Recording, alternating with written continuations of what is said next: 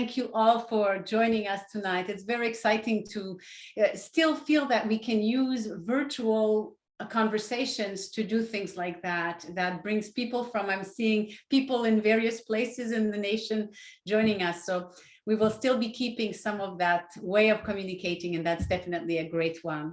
So we are very excited to share with all of you this upcoming season as we continue to do what I think OP does best, which is push boundaries, explore new ways to tell stories and engage our audience, produce high quality performances that speak to a wider audience, and of course, deepen our relationship with our community. So our season this year focuses on stories that unpack the power of love and of human resilience.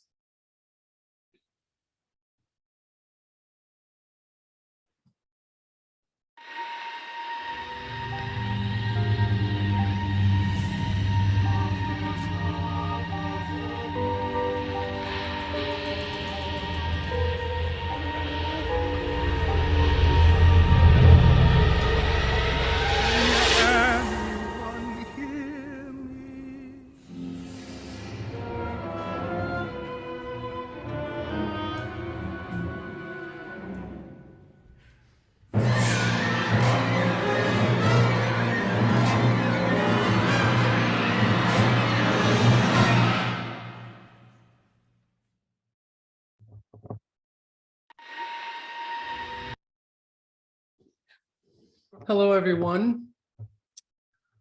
My name is Brian Stalkenbiel, and I will introduce Everest. I'm the creative director for Parallèle. We could also just play that a few more times and call it a night, but there's more to tell you. Thank you, Daniel, for creating that wonderful trailer. It's fantastic. I'm going to be speaking with you tonight about Everest, an immersive experience. And to get us started, let's just get a sense of the musical and visual aesthetic, and then I'll jump into explaining what you can expect in the upcoming season.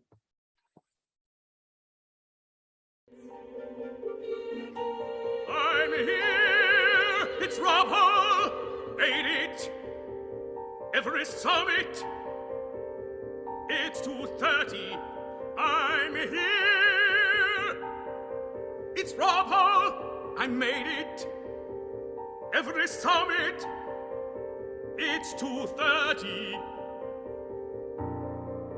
Cold and windy, all is well. It's so beautiful,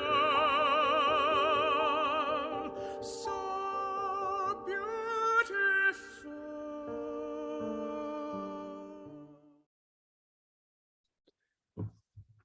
And so is his voice. That's Nathan Granner playing Rob Hall on Everest Summit in May of 1996.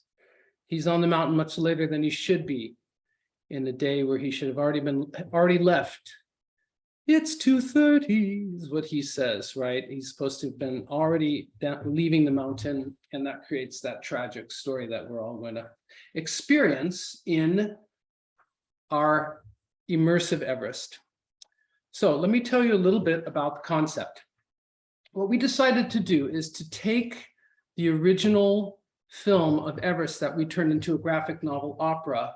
Some of you may have seen that film, but not enough people did. And we realized that this is an important piece of work. And we were so excited by the art and the use of animation that we decided to sort of blow it up and expand it into a whole new experience that we believe, in my research, no one has ever done before, and that is to present an opera in a fully immersive theatrical experience.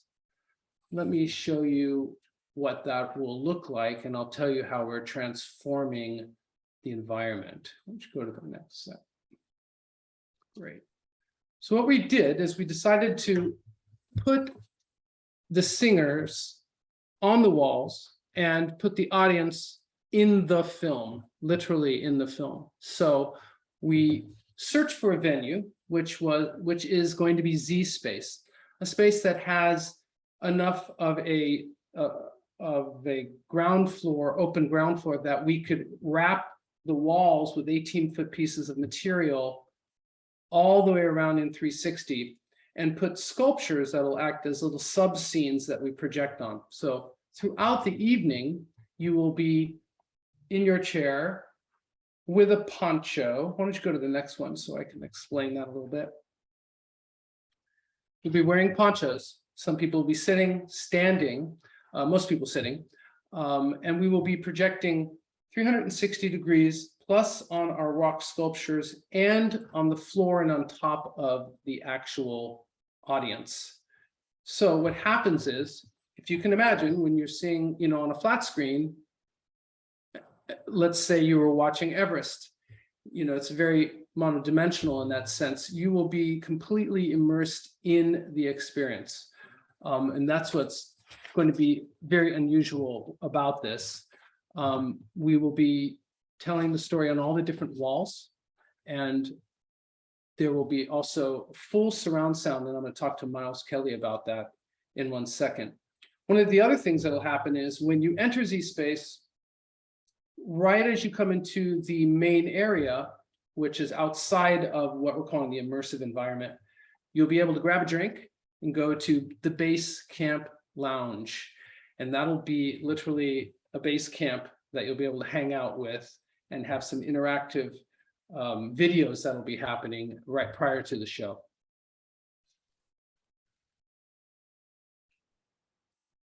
So let me bring on our dear friend. Let me tell you about the team. This is the Everest Immersive Experience team. This is the original team that created our graphic novel opera, but because we decided to expand this into a live experience, in the sense that you're inside the film experiencing it there live, we needed a scenic designer. And so I invited Jackie Scott, whose work I've admired for a long time, to come and join OP for the first time. And so she was available, and she is the one helping us create the scenic elements, which will be these large rocks that we project onto. Also helping us set up and create the base camp lounge. And Maestro Pemon. Mark Simmons is the original illustrator. David Murakami was the director of photography and also projection designer. He was the one who used motion capture technique to basically capture the images by Mark Simmons and bring them completely to life by using these performances. So the illustrations come to life with real performances controlling the illustrations. So that's very exciting. And that's why when you see Rob Hall singing on that mountain, it looks just like our wonderful Nathan singing. So let's talk a little bit about the sound, because that's going to be a big part of this. I am incredibly happy to invite Miles Lassie, my friend and colleague, to discuss a little bit his work with us and the work that we're going to continue to do to create the sound for this immersive experience. Hey, Miles. Hey, how's it going? Thanks for having me. Thanks for being here. Hey, tell us a little bit about the process of recording Everest and how that will inform your surround sound design for the immersive experience. Yeah, so we started recording kind of in the deep, darkest part of COVID, which was a challenge because we had all these people flying in from all across the United States. So that was something we had to take care of, make sure everyone stayed safe, no COVID outbreaks. And so yeah, we recorded over at Skyline Studio in Oakland, and we had everyone in isolated booths. And yeah, we got all the vocal performances done. We comped them together, and yeah, then we created a stereo file, which was shown in the original video.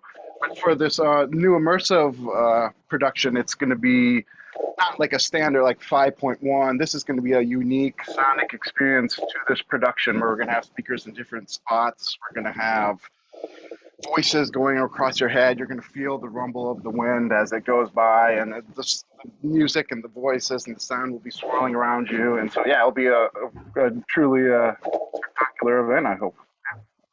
I'm excited just to hear you talk about it. That sounds amazing.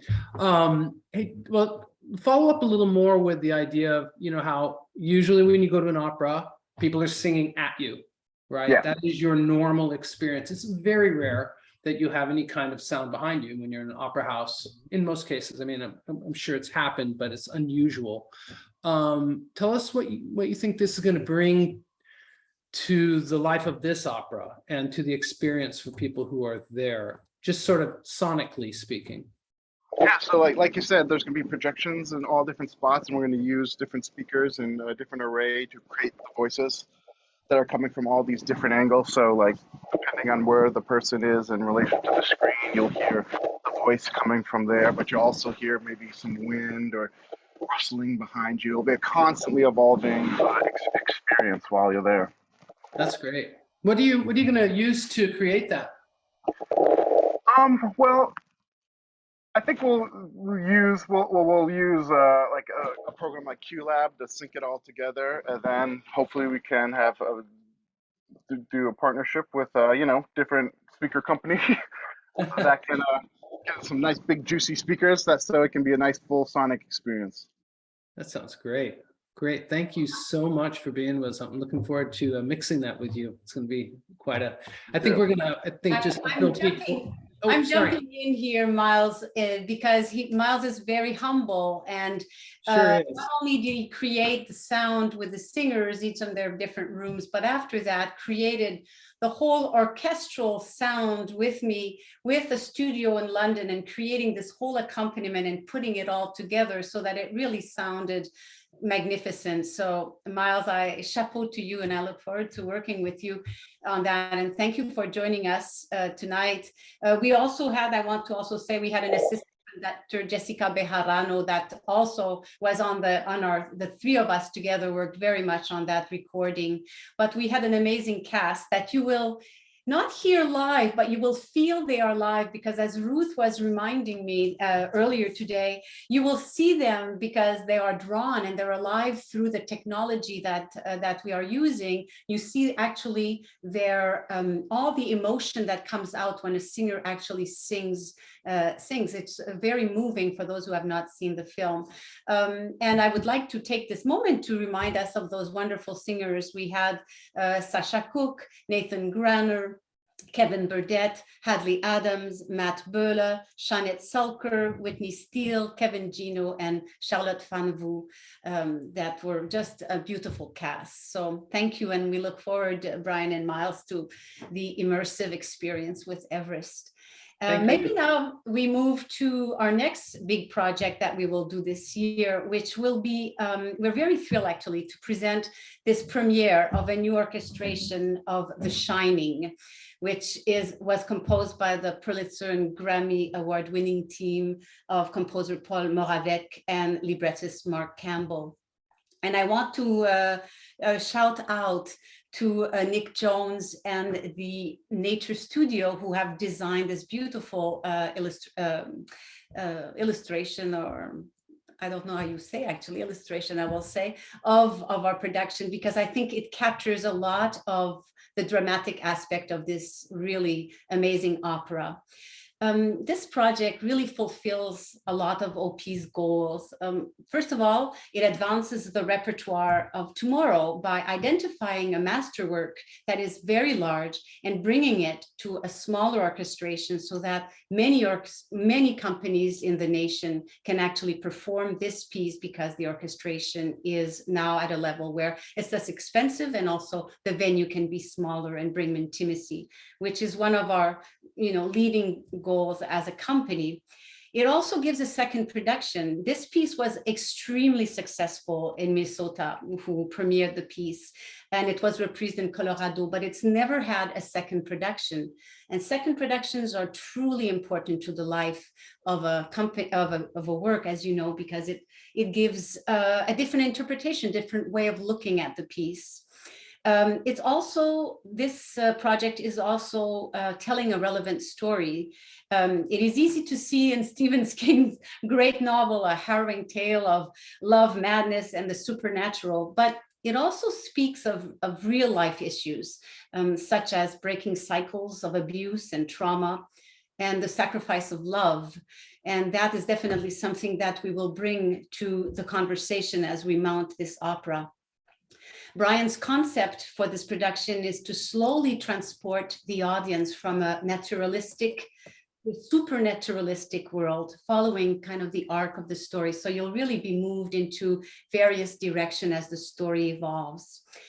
He will be joined by a strong team of collaborators, some of whom you have already probably seen in with Everest. So we have Jacqueline Scott, who is the scenic designer, will come again. She's doing the Everest, as Brian said. Costume designer Alina Bokovikova, who has been with us for many production. Lighting designer, projection designer, David Murakami, and hair and makeup designer Sharon Peng. So it's a wonderful group of individuals. We will also have, as assistant conductor, I will have the privilege again of working with James Kirksey, who conducted and was associate conductor for Harriet Tubman's opera this year. And David Toro will be returning. Actually, David was involved in the premiere in Minnesota, so he will bring a great deal of expertise and be the assistant director to Brian. So we have a very strong team of individuals joining us for this big project. There are many reasons to be excited about this production, but the first one, I think, is that we're very excited and very proud to announce that this is actually a co-production with a Pacific Rim-based opera companies, with Hawaii Opera Theater and Portland Opera. And I think that Susan is there with us. Susan Dixon is there from Portland Opera. So a big hello to Susan, and thank you for joining us. And honestly, we are greatly excited about creating, hopefully, a long time relationship with these companies and thinking ahead. As you know, collaboration is part of our DNA, but collaborating with other companies to create productions is essential to the survival of this art form. So we're really excited about that.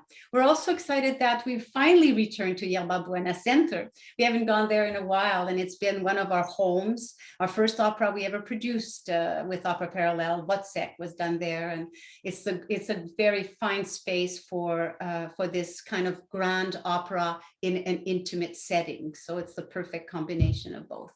We're excited.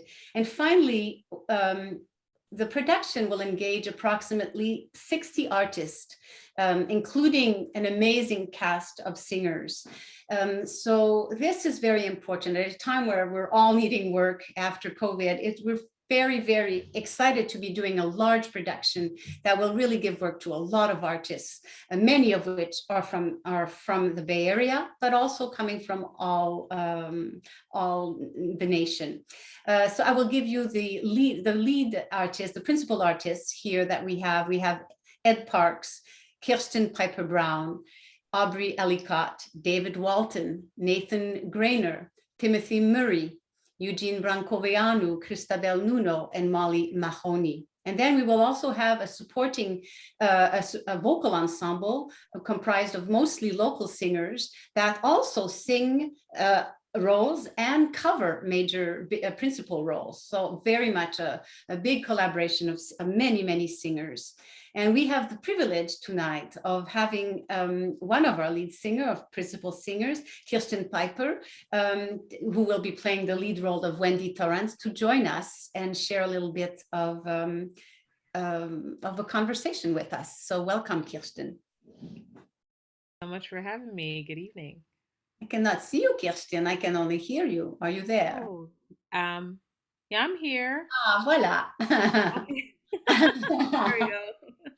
Thank you, Kirsten, for joining us. And I thought perhaps we could start just by saying, you are singing a very iconic character from the literature and film. And how is it to sing a role of an opera that people already perhaps read the book, have an image of what this character does? And how does that feel to you? A little bit of pressure, but I love interpreting and bringing, I guess, myself to interpretations. I will say I have been dragging my feet.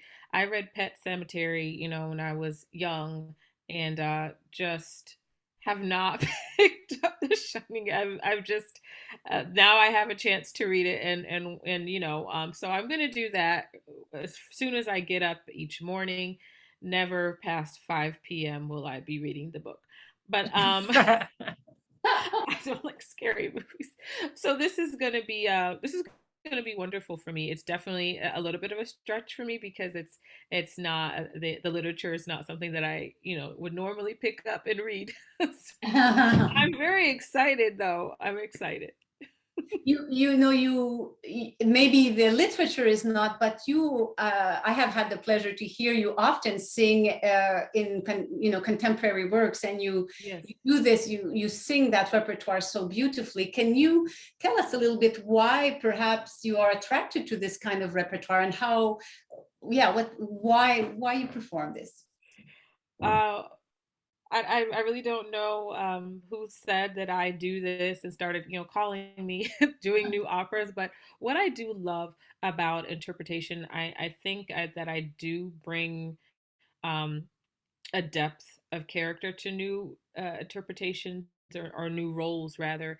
I love acting as much as I love singing, and so it's really, I think, in these new works I get a chance to really take on something fresh that maybe no one's ever done before, or very few people have done before. So I love the fact that the audience doesn't necessarily have this iconic idea of their favorite, whichever role.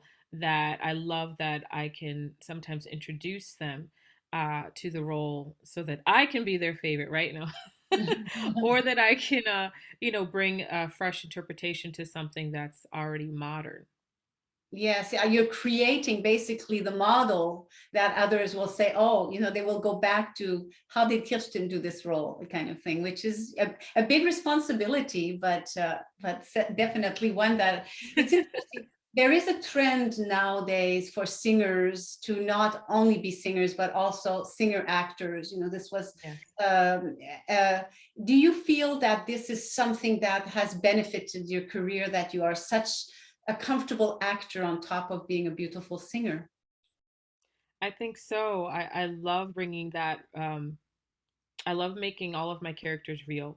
Like if you were to meet my character, right up in my face and I'm singing, I want someone who's watching me to not think I'm faking anything. I want them to know, wow, she's really that person. And, she feels what that person feels. And she's motivated by this. And so I think that's my focus, is to really, I like to kind of give audience, as if there was a camera right in my face. Mhm.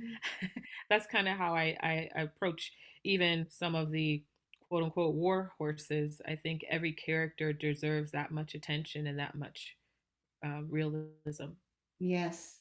This will be your first time working with Opéra Parallèle, Yes. but it is not the first time that you will have sung in San Francisco. Can you tell us a little bit about that? Yes. So I was in San Francisco, I don't know if it's 2017 or 18, for It's a Wonderful Life at San Francisco Opera. Um, I played the character Gladys Queen. Jake Heggie is the composer. Hopefully, my stable. And so I shared this role with German Cypriot, and I performed the last the last show, which was kind of a lot of pressure. And that was my debut, and that was the one time I stepped onto the stage. But it was a beautiful show, beautiful audience, and wonderful. Lots of great restaurants in San Francisco. Can't wait. Yes, Kirsten sang the role of Clara the angel, and I'm sure that you did a beautiful job for that final performance. And needless to say, we are extremely excited to have you join OP this season, and I look very much forward to working with you, and we all do. So thank you for joining us this evening to share some of your. Thank you so much. Thank you.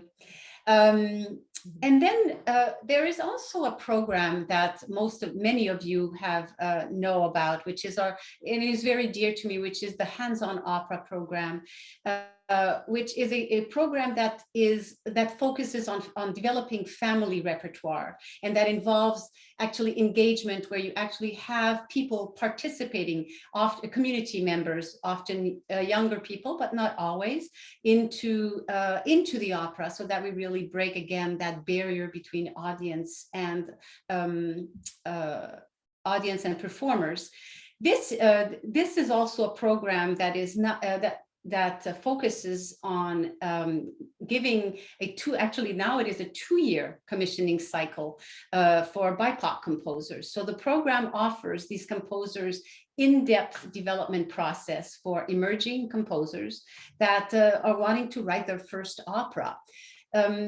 So in a few weeks, we are going to actually workshop. So we're in the first year of this 2-year process, and we will be undertaking a workshop with California-based Japanese composer Kenji Oh and librettist Kelly Rourke for their new opera, The Emissary. And The Emissary is based on a novel, an award-winning novel by Yoko Tawada, which addresses ecological issues. So we are very excited to be doing this workshop because, as you know, it is this kind of work that can secure perhaps a more successful end to new works. So we're very excited. So this was also part of our season, though it's not going to be presented until fall of next year on that.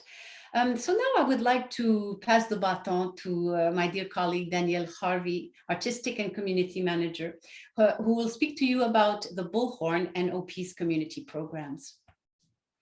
Hi, everyone. Thanks, Nicole. Yes, my name is Daniel Harvey, and I have the great privilege of looking after the Bullhorn program for Opera Parallel.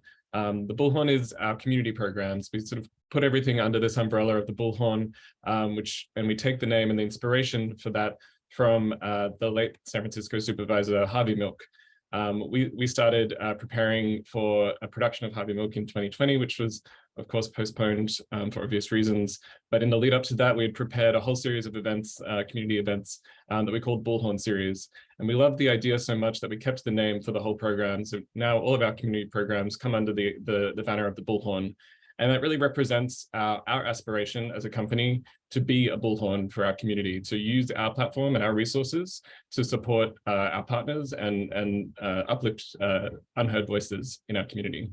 And so this season, we're sort of following similar to what we presented under the Bullhorn in the 21-22 season. We have a great lineup of a really exciting conversation series, and working on developing some new partnerships for that as well. Conversation series exploring the themes of each production. We really try to go in depth into and find unexpected ways to come at the stories that we present on stage, to really give our audiences a new way of connecting to those stories and a sort of deeper experience of the opera. We'll also be presenting some special performances for schools and local community groups for our productions. And we had some great success in the last year with developing some really in-depth online resources where we sort of pulled together a bunch of different music and readings and background information on the stories that we're presenting and compile them into a sort of great webpage that we call Enhance Your Experience. And that's curated by Michael Muhammad, who's Opera Parallel's Community Engagement Ambassador, and a brilliant resource on everything really, but particularly on opera. And so we're very, very lucky to have him on the team. And the other big part of the Bullhorn program is our partnership, continuing partnership this year with the Transgender District. If you don't know about the Transgender District of San Francisco, it's a brilliant sort of jewel in San Francisco's crown, I like to think anyway, that it's the only legally recognized transgender district in the world. And we're so lucky to have that right here in downtown San Francisco. So we started partnering with the district this last season, working to support their goals of increasing arts and cultural programming in the district. So Opera Parallel bringing our resources and skills as producers to work with our partners to support their goals of presenting more art and culture in the district.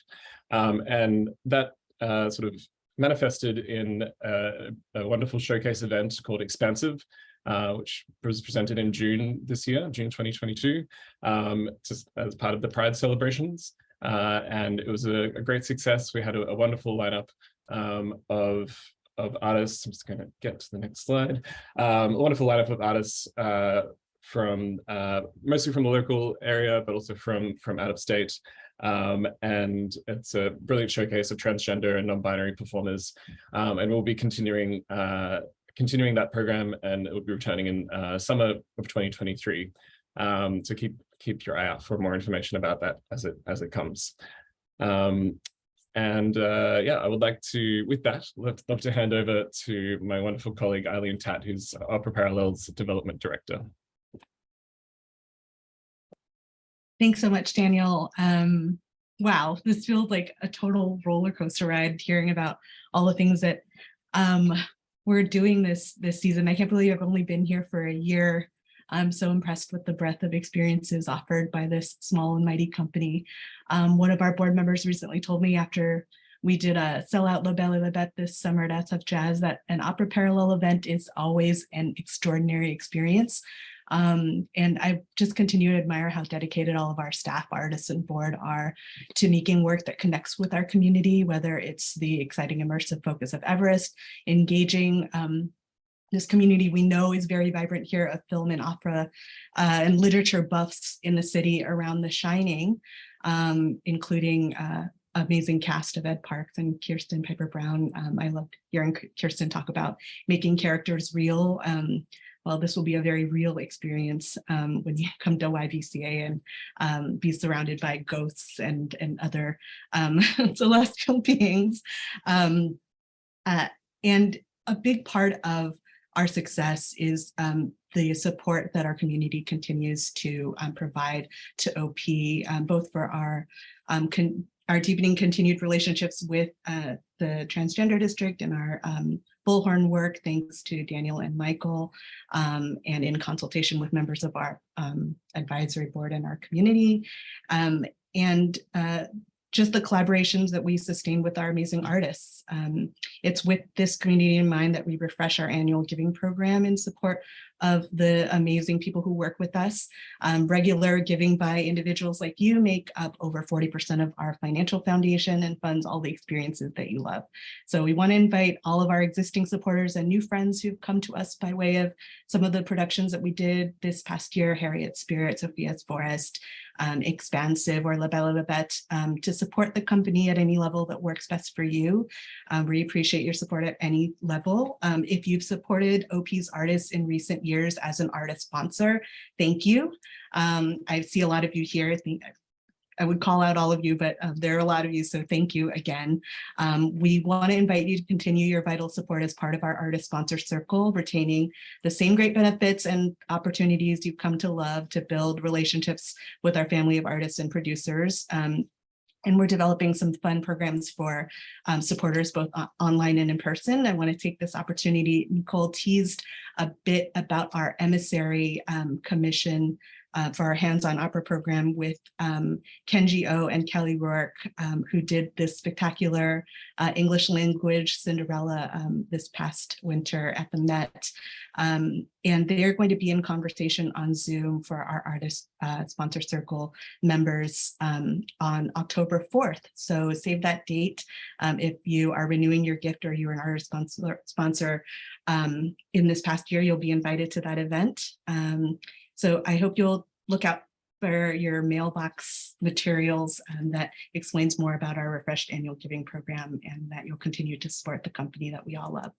I am going to hand it over to our amazing board president, Deb Stallings, an integral part of deepening our relationships with this community and an outspoken leader for OP. Welcome, Deb.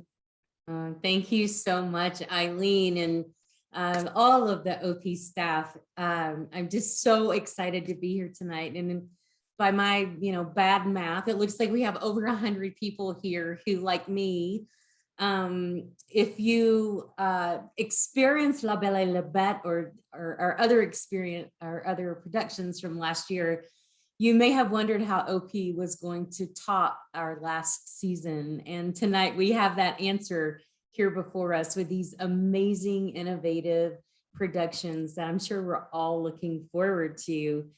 It is so exciting to hear the plans, although I have the honor and the responsibility of being the chair of the board at OP. I have to admit, I'm also an unabashed fangirl of the work of this organization. And I am so excited that OP will continue to innovate and push the boundaries of this art form to include an ever more diverse audience. And the inclusion that Opera Parallel provides, the conversations that Opera Parallel stimulates through its work is really what brings me to this work. I never thought that being the chair of the board of an opera company would be in my repertoire of social justice work, but because of OP and its commitment to diversity and to really forwarding deep, meaningful conversations in the public discourse, I am so delighted to do this work. One of the things that I was most excited about last year was the inaugural season of our Rainbow Chorus. And this is a group of LGBTQ and allies who not only love and support Opera Parallel, but we build a significant part of our social calendars around OP performances and conversations. So if we have some very cool experiences and up close and personal encounters with staff and with performers and artists in the OP realm. So if you have any interest in becoming a member of the nascent Rainbow Chorus, I invite you to be in touch with me. I'd love to include you in that group as well. I just want to say thank you so much to my fellow board colleagues. It is a real honor to work with you and to have the opportunity to support this amazing company. What this organization accomplishes with a small but mighty group is truly a sight to behold. And we are just so happy to have our shoulders at the wheel with you and to continue your great success. So thanks so much. Thank you so much, Deb. It's so great to work in partnership with you, and we're thrilled to have so many other wonderful board members join us in our adventures and our advisory council, and we just have a great team to work together with and making great art. I wanted to let you all know that tickets are not yet available. We have some other action items for you, but just so you know, by November 1st, we will have tickets available for Z Space for an immersive experience of Everest at Z Space. And then for The Shining, we will have those tickets available. We are working with the box offices of both of these theaters. We'll have those tickets available by early January. We're looking by January 6th is our hope. And we'll of course be in touch with all of you. And in the meantime, you have a lot of things you can be reading, like Into Thin Air would be really interesting by John Krakauer. It tells a bit of the stories of the same climbs that were happening on Mount Everest as the opera, but the opera is based on interviews with people who were related to or were on the mountain at the time, but it gives you a lot of really great background. And then of course we have Stephen King's The Shining, which I know Kirsten's going to be reading only earlier in the day, and others might feel the same way. And again, get ready with The Emissary. It's a really interesting book, and you know, you'll get a chance to see that premiere next season, but we're going to be busy this fall workshopping it and working with the creators to make the opera story come alive and be the best that it can be. So that's your homework, your action items, and we'll of course be in touch about more. But please do, yes, OP Book Club. Please do let us know if you have any questions for any of the amazing creative artists of Opera Parallel. And you can put the questions in the chat, or you can raise your hand in any way, shape, or form. Any questions for us or comments? What are you excited about?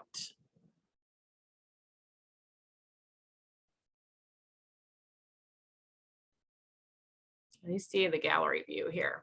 Anyone got their hand up? So excited for both of these amazing operas. Thank you so much. We are too. You know, just yet again, Opera Parallel looking at, gee, what kinds of operas have never been done before? And then figuring out that maybe an immersive experience would be a good thing to do with opera. I'm excited. Hey, has anybody ever stayed at the Stanley Hotel in Estes Park, Colorado? Raise your hand, your virtual hand, anyone ever stayed at that hotel? That's the hotel that Stephen King based The Shining on. Oh, am I really the only one? I've stayed there. It was a little scary. Speaking of spooky hotels, I want to take a moment to share that we are just confirming our OP benefit celebration for next year, which is April 26th of 2023, and it will be held at the Lodge at the Regency, which is a restored 1920s ballroom full of the creepy glamour that you want to come to expect in the run up to The Shining. So I hope I'll see many of you there. Put that on your calendars, April 26th, 2023. Creepy glamour. That's perfect. Creepy glamour. Well, it's a quiet group, but maybe it's because you are all in awe of what you just heard. We'll leave it at that. Jacques has a question or comment. Thank you for raising your hand, Jacques. Yeah, because I had put it on the chat, but nobody interjected it. I'll just say it out loud. I'm curious about the immersive Everest experience. Will we go all the way to even including some climate control so that we'll have the wind and like, will we need to wear a special jacket? I mean, just curious. That's funny you should say that.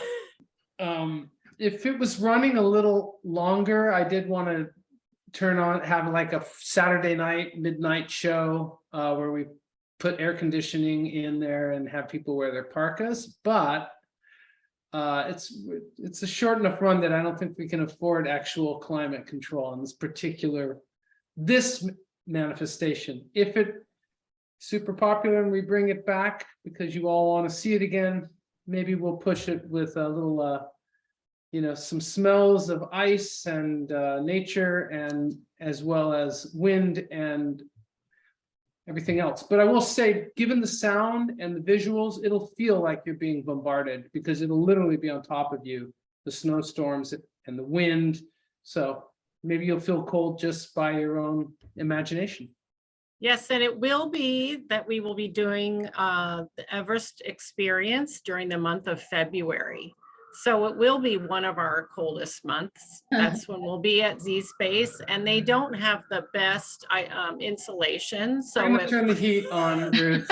Sorry. Don't It charge wa- people away. Yeah. Ruth, I see a question from Yes. Betty Schaefer. Yes, and I also just wanted to say, because I don't know if we said it very clearly before, but that the performances for Everest are in February, and The Shining is in early June. Okay, and yes, Betty. I just wanted to say that is just like Opera Parallel to take Everest beyond, what one would normally take Everest.